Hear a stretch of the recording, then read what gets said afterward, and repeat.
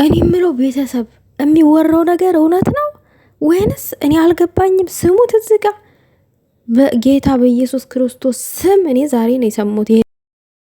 ሳውዲ አረቢያ አንዷ ልጅቷ ስትሞት ሬሳ ራሱ ኢትዮጵያ ለማግባት 2 ሳምንት ሙሉ ፍሪጅ ላይ ተቀምጦ ነው ኢትዮጵያ የገባ። ይሄ ምክንያት በብሩኬና በሃይሚ ምክንያት ነው። ሰው ሁሉ ከሞተ በኋላ ከታመመ በኋላ ነው ስራ ያቆሙት። ጭራሽ ህይወት እስከ ማጥፋት ደረጃ የደረሱ ሰዎች አሉ፣ የሞቱም ሰዎች አሉ። በጣም ነው የሚያሳዝነው። ለምን እስከዚህ ድረስ? እኔ አንድ ነገር ልንገራችሁ፣ እግዚአብሔርን ነው የምላችሁ። ግን ምን መሰላችሁ ውዶቼ፣ እዚህ ጋር እማንናገረው የሰው ስራ እናበላሻለን ብለን ነው እንደዚህ በዝርዝር እውነታው ነው ማናወራው። ልክ እነሱ የእውነት አድርገው እንደሚተውኑት እንደሚለቀቀው ቪዲዮ አድርገን የምንሰራው እንጂ ድራማ ነው የሚሰሩት። እግዚአብሔርን ነው የምላችሁ፣ ከሚባለው በላይ ድራማ ነው እየተሰራ ያለው። ለምንድን ነው ራሳችሁን የምታጠፉት እንዴ? ውዶቼ እናንተ እኮ የደከማችሁለት ህይወት አለ። መጀመሪያ ወደ ስደት ስትመጡ ቡርኬና ሃይሚን ታቋቸው ነበር? አታቋቸው። ከመጣችሁ በኋላ ስልክ ተያዛችሁ በኋላ ነው የምታቋቸው። ሰው ልጅ ቅድሚያ ለራሱ ሰጥቶ ለራሱ ጊዜ ሰጥቶ ነው ለሌላው ጊዜ መስጠት የሚችለው። ለራሱ ጊዜ ሳይሰጥ ራሱን ሳይወድ ራሱን ሳያከብር ለሌላ ሰው ህይወቱን ነፍሱን ይሰጥና እንደዛ አይነት ነገር ይፈጠራል ማለት ነው። እንግዲህ ምንድነው እያለች ያለችው ልጅቷ? በፊት ላይ ድራማ እየሰሩ ባሉበት ሰዓት አንድ ወዳጃቸው እዛ ሳውዲ ላይ እንደሞተች ምናምን ነው እያወራች ያለችው። እኔ ቆርጬው ነው፣ በጣም ረጅም ነው ያወራችሁ። እኔ ግን ትንሽ ነው የቆረጥኩት። ይሄንን ወሬ ደግሞ ያወራችሁ ትናንት ማታ ነው። እኔ ሰዓቱን ያዩትኝ የተፖስተው ተተክታክ መንደር ነው ያመጣሁትኝ። ልጅቷንም አውቃታለሁ እንደዛ ብላ ያወራችሁን ቲክታክ ላይ ማለት ነው አውቃታለሁ። ግን ለምን እንደዚህ ታደርጋላችሁ ውዶቼ? እስኪ እኔ ምንም እንኳን ምንም ባልጥማችሁም ባትወዱኝም ብትጠሉኝም ብትንቁኝም ግን አንድ ነገር ልንገራችሁ ውዶቼ። ይው እናንተ ስደት የገባችሁት ራሳችሁን ልትለውጡ፣ ራሳችሁን ልታሻሽሉ፣ ለቤተሰቦቻችሁን ህይወት ልትቀይሩ፣ በቃ የሆነ አስቀምጣችሁት የመጣችሁት አካል አለ። ልጅም ሊሆን ይችላል፣ እናትም ሊሆን ይችላል፣ አባትም ሊሆን ይችላል። ሊሆን አስቀምጣችሁት የመጣችሁት አካል አለ እዛ ኢትዮጵያ ላይ ማለት ነው። የእናንተን እጅ ወር በመጣ ቁጥር የሚጠብቅ አካል አለ፣ እናንተን የሚጠብቅ ማለት ነው። አሁን እናቴ እኔን ትጠብቀኛለች። የምሬ ነው ምላችሁ።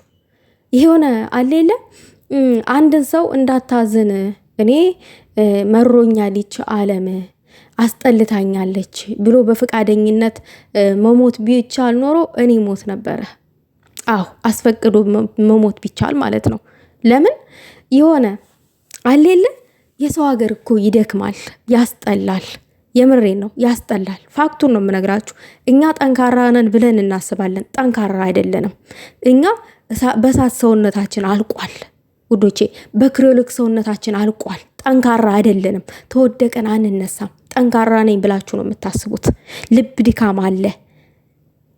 ልብ ድካም ከተለያየ ኬሚካሎች ይከሰታል እና አብዛኛውን ጊዜ ደግሞ የምንጠቀመው እዚህ ጣፋጭ ነገር ነው። ጣፋጭ ነገር ራሱ አይመከርም፣ ልብ ድካምን ያመጣል። ብዙ ነገር አለ። እኛ ብንመረመር እኛ ራሳችን ላይ ማለት ነው። ጤነኛ ነኝ የሆነ ጠንካራ ነኝ ብላችሁ ታስባላችሁ፣ አይደላችሁም። ስለዚህ ሰውንም ስትወዱ በልኩ ራሳችሁን ከምትወዱት ሰው በላይ መውደድ አለባችሁ። ለምትወዱትም ሰው ጊዜ መስጠት ያለባችሁ ለራሳችሁ ጊዜ መስጠት ስትችሉ ነው። ምግብ በልታችኋል፣ ውሃ ጠጥታችኋል፣ ሻወር ገብታችኋል፣ ጠጉራችሁን አበጥራችኋል እንዴ? ለራሳችሁ ሳትኖሩ የሆነ ሙሉ ነፍሳችሁን ለሰው የምትሰጡ አለ እንዴ? እኮ እናቴን ወዳታለሁ አይደል? እናንተም ትወዳላችሁ እናታችሁን። ግን ሙሉ ነፍሳችሁን ነው እንደምትሰጡት ለእናታችሁ አይደለም። ለእናታችሁ የምትሰጡት የሆነ ድርሻ አለ። ለምን እንደዚህ ታደርጋላችሁ? እኔ በጣም ነው ያዘንኩትኝ። እግዚአብሔርን ከሚባለው በላይ አዝኛለሁ። መሆን የሌለበት ነገር ነው። እንደዛ አይደረግም እንዴ! ጭራሽ ራስ ማጥፋት፣ መሞት፣ እስከ መሞት ደረጃ ድብን ያለ ድራማ ነው እየሰሩ ያሉት። ነገር ግን ደግሞ እነሱ ቀምመው ተውነው ምናምን እውነት አድርገውት እውነት እንዲመስል አድርገውት ወደኛ ወደ ተመልካች የሚያመጡት ምንድነው? እኛ የወሬ ጥማት ስላለብን አፋችን ከፍተን ብለን ስለምንመለከት ወይኔ ከኔ ተጎዳ ተብሎ ይሰደባል። ብሩኬ ተጎዳ ተብሎ ይሰደባል፣ ሀይሚ ተጎዳች ተብሎ እርስ በራስ ግጭት ይፈጠራል። ያ ደግሞ እይታን ይፈጥራል። አለቀ። እዚህ ጋር የሚሰሩት ድራማቸው የ20 ደቂቃ ድራማቸውን ይሰራሉ። ዘወር በው ተቃቅፈው ምናምን ፊልማቸውን እያዩ እኛን እዛ ስንቧጨቅ እንደ ጢንዝዛና እንደ ንብ ውር ስንል ስንል እያዩ እየሰሙ ፈካ እያሉ እየሳቁ ይቀመጣሉ። እናንተ ህይወታችሁን አጣችሁ። እኛ ከነ መፈጠራችን አያውቁንም። የሚያውቁት የምንኖርበትን አገር ብቻ ነው። ምን አይነት ቤት እንደምንኖር፣ ምን አይነት እንቅልፍ እንደምንተኛ፣ ምን እንደምንበላ፣ ምን እንደምንጠጣ ሁላ አያውቁም። አስረግጬ ስነግራችሁ። ስለዚህ ራሳችሁን ውደዱ፣ ለራሳችሁ ጊዜ ስጡ። መውደድ ያለባችሁን ሰው ደግሞ በልኩ ውደዱ። ከአቅማችሁ በላይ ልባችሁን እያስጨነቃችሁ እየወደዳችሁ እንደዚህ ህይወት ቀላል ነው እንዴ? እንዲህ ውዶቼ ህይወት ቀላል ነው እንዴ? እኔ ለማንንም ህይወቴን አላጠፋም። እውነቴን ነው የምላችሁ። እኔ ራሴን ወደዋለሁ። ለምን? ዋጋ ከፍያለሁ ውዶቼ። ዋጋ የከፈልኩለት ህይወት አለ። ስንት የደከምኩለት ህይወት አለ። ገና ያልኖርኩት ህይወት አለ። ለምን ደከምኩኝ ታዲያ? እንዴ ራሴን እንደዚህ ማጠፋ ከሆነ፣ ራሴን ባጉል ነገር ምጥለው ከሆነ ለምን ደከምኩትኝ? ለምን? ከሀገር መውጣት ራሱ እኮ አያስፈልግም። እዛው ሀገር ላይ ከቤተሰብ ጋር መኖር፣ ቁጭ ብሎ የእናትን እንጀራ እየበሉ እኮ መኖር ይቻላል። ነገር ግን ደግሞ ይሆናል የለ የተሻለ ነገር እንፈልጋለን፣ አማራጭ ስናገኝ ማለት ነው።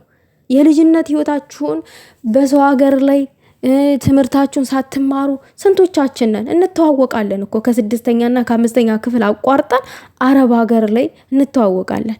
ይሄ የሆነው ለምንድን ነው? የእናታችንን ህይወት ለማስተካከል፣ የራሳችንን ህይወት ለመቀየር ብለን ነው። ለምን ለሰከንድ ቆም ብላችሁ አታስቡም? ስለማታስቡ እኮ ነው። ንጹህ ልብ ያለንን አብዛኞቻችን በቃ ንጹህ ልብ ነው ያለን። ምን እቅድ እንዳለን ራሱ ማናቃለን።